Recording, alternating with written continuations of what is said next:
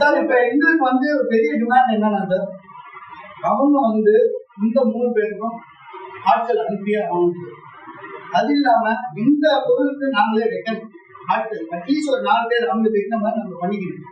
60 எங்களோட டூல் பாதுகாப்பு போகுது சார். என்னன்னா அங்க ஸ்பாட்ல என்னன்னா வச்சுட்டு வந்துடுறாங்க, லைட்டா உடைச்சிடுறாங்க. உடைச்சா நாங்க கேட்க முடியாது. கேட்டா யூனியன் ஏன் உடைச்சு நீங்க கேட்டா நாளைக்கு 4 ஆக மாட்டேங்கிறாரு. 3 பேருக்கு என்ன ஆர்டர் வேணும்? எந்த யூனிட் லைட் பண்றீங்க சார்? லைட் பண்ணிட்டு இருந்தா சார் பிரச்சனை. சரி சார், லைட் பண்ணிட்டு பிரச்சனை. இப்போ அவங்க வந்து வெளியில இருந்து லைட் வந்து ஹையர் பண்ணாதீங்க. அந்த மாதிரி ஃபுல் பாசிபிலிட்டி இருக்கா? வெளியில இருந்து ஹையர் பண்ண சான்ஸ் இருக்கா சார்? அது பண்ணா ஸ்ட்ரைக் வர்றாங்க சார். அவங்க என்ன சொல்றாங்க, நீங்க எங்க ஆள பண்ண என்னன்னா அவங்கள்ட்ட இந்த 24 யூனியன் இருக்கு சார். நாங்க வெளி யூனியன்ல இருந்து நாங்க ஒரு ஆள் அனுப்புறேன், ஒரு 4 மெம்பர் அனுப்புறேன்னு வைங்களேன், போட்டு ஒரு 10 பேரை நான் சேர்த்து அனுப்பிச்சேன்னா அவங்க இருந்து என்ன கேள்வி வருதுன்னா, பெப்சி மேனேஜர் அவங்க இருக்கு மெம்பர், பெப்சி மெம்பர் இல்லாம நாங்க யாரையும் வேலை சேர்க்க மாட்டோம். அது சட்டப்படி செல்லுமா சார்? அந்த மாதிரி ஒரு ரூல் போட்டு பண்ணிட்டு இருக்காங்க சார். இது ஒரு அராஜகமா தான் சார் இருக்கு. நான் அதெல்லாம் சொல்றேன். நான் கோடிக்கணக்கான எக்யூப்மெண்ட் போட்டு நான் வாங்கி வச்சிருக்கேன். ஏன் எக்யூப்மெண்ட்டுக்கு யார் எடுத்து போகணும்னு அவங்க சொல்றாங்க சார். அந்த பெப்சி உங்க பாடி கிடையாது சார். இண்டிபெண்டன்ட். இன்னொன்னு என்னன்னா, ஒப்பந்தம் வந்து வெறும் ப்ரொடியூசர் கவுன்சிலுக்கும் பெப்சிக்கு மட்டும்தான் இருக்கு. பெப்சிக்கு எங்களுக்கு எந்த ஒப்பந்தமுமே கிடையாது. ஆனா 60 வருஷமா நாங்க இதை ஃபாலோ பண்ணிட்டு இருக்கோம். ப்ரொடியூசர்ஸ் வந்து பணம் கொடுக்குறாங்க, அங்க இருந்து எடுத்துக்கோங்கன்றாங்க. அதுக்காக நாங்க ஃபாலோ பண்றோம். அது பழக்க வழக்கமா போகுது.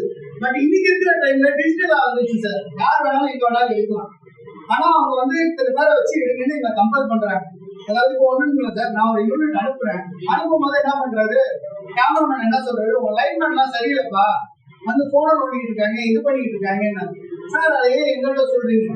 எங்க லைன்மேன் கிடையாது, நீங்க எங்கள்கிட்ட சொல்லாதீங்க. சீக்கா கேமராமேன் வந்து அதே யூனிட்ல தான் இருக்காரு. உங்க வெப்சைட்ல சொல்லுங்க, சொல்லி அவங்க என்னன்னு கேளுங்க. அப்படின்னா அதை கேட்க மாட்டாங்க. அதே மாதிரி இந்த காலையில லேட்டா வராங்க. 6 மணிக்கு 5:45 வந்தா காலை பிடிக்கிட்டு போயிடுறாங்க. 6:30 வந்து ஷூட்டிங் ஸ்பாட் போறது லேட் ஆகும். அப்ப ஏன் லேட் ஆச்சுன்னு மேனேஜர் வந்து எங்களை கேட்கிறாங்க. இல்ல லைட் பண்ணி அதெல்லாம் எனக்கு தெரியாது, நாளைக்கு உங்க ஆளுங்க சீக்கிரமா வரணும் அப்படின்றாங்க. நாங்க போன் பண்ணி சீக்கிரமா வர சொன்னா நீங்க யாரும் இல்ல சீக்கிரமா வர சொல்றீங்கன்னு கேட்கிறாங்க. இது வந்து ஒரு அராஜகமா இருக்கு. அதே யூனிட்ல தான் மேனேஜர் இருக்காங்க. நேரா பெப்சில கம்ப்ளைண்ட் பண்ணி லைட் பண்ண பண்றாங்க அப்படின்றத சொல்ல மாட்டேங்கிறாங்க.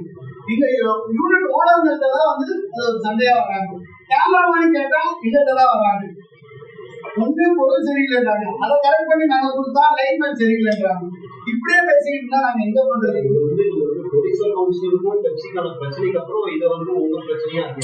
ஆமா சார், இப்ப நாங்க வந்து ஒரு வெளியார் மாதிரி, அதாவது நாங்க அவங்க என்ன சொல்றாங்கன்னா, நீங்க ஏன் ப்ரொடியூசர்கிட்ட போனீங்கன்னு கேட்கிறாங்க.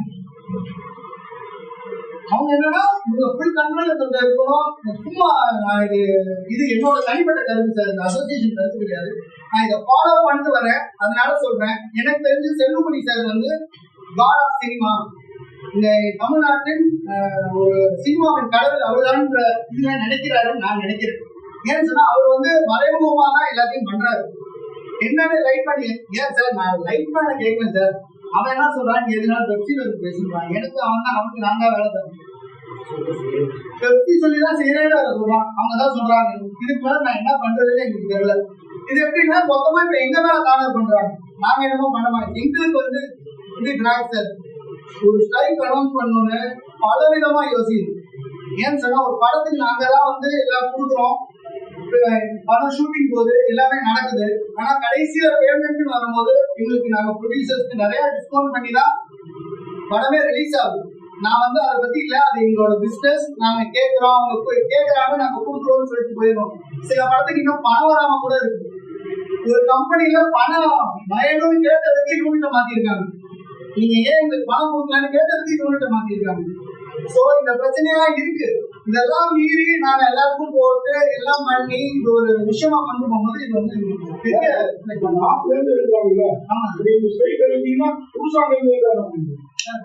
சார் பாதிச்சு மொத்தமா பாதிக்கிறோம். அந்த மாதிரிதான் அவர் என்ன இருக்குன்னா நாங்க என்ன சார் பண்ணுவோம்.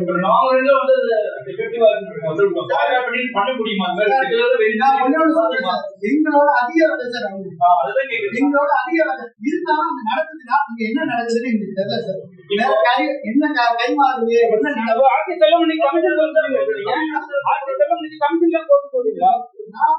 மேக்ஸிமம் எல்லாமே சொல்ற வந்து என்னன்னா அவராலதான் தமிழ் சினிமா வாழ்க்கைன்னு சொல்லிட்டீங்க. அப்படி சொல்ல வரீங்க நீங்க. நாங்க அது வந்து நாங்க என்னன்னு தெரியாம பேசுறோம். ஆர்கே சொல்லுங்க கமிஷன் போறதா போடுற நான் போடுறேன். சோ எங்களோட வாழ்வாதாரம் பாதிக்கிற இடத்துல நான் நினைக்கிறோம். இல்ல என்ன சொன்னாரு நல்லா கேட்டுங்க. எங்களை விட அவங்க கம்மியா தான் ஜாஸ்தி தான் கொடுக்குறாங்க. ஆனா எங்களுக்கு வரமாட்டேன்னு சொல்லும் போது அப்ப கமிஷன் பேசிக்கல ஏதோ ஒண்ணு இருக்கு. எங்களுக்கு வந்து கமிஷன் பேசிஸ் கேமராமேனுக்கும் உங்களுக்கு தானே சார் இல்ல அவங்க ரெக்கமெண்ட் பண்றது கேமராமேன் தான் ரெக்கமெண்ட் பண்றாரு. நிறைய இதுல பண்றாங்க சார் கேமராமேன்கள். நிறைய இதுல வந்து ப்ரொடியூசர் மூலியமா தான் சார் நாங்க புக்கிங்கே நாளைக்கு வந்து விஜய் படம் போயிட்டு இருக்கு சார். நாளைக்கு வந்து விஜய் படத்துக்கு நீங்க ஆர்டர் கொடுக்கல கொடுக்க மாட்டீங்க சார். விஜய் படம் எல்லா படமும் சரி சார்.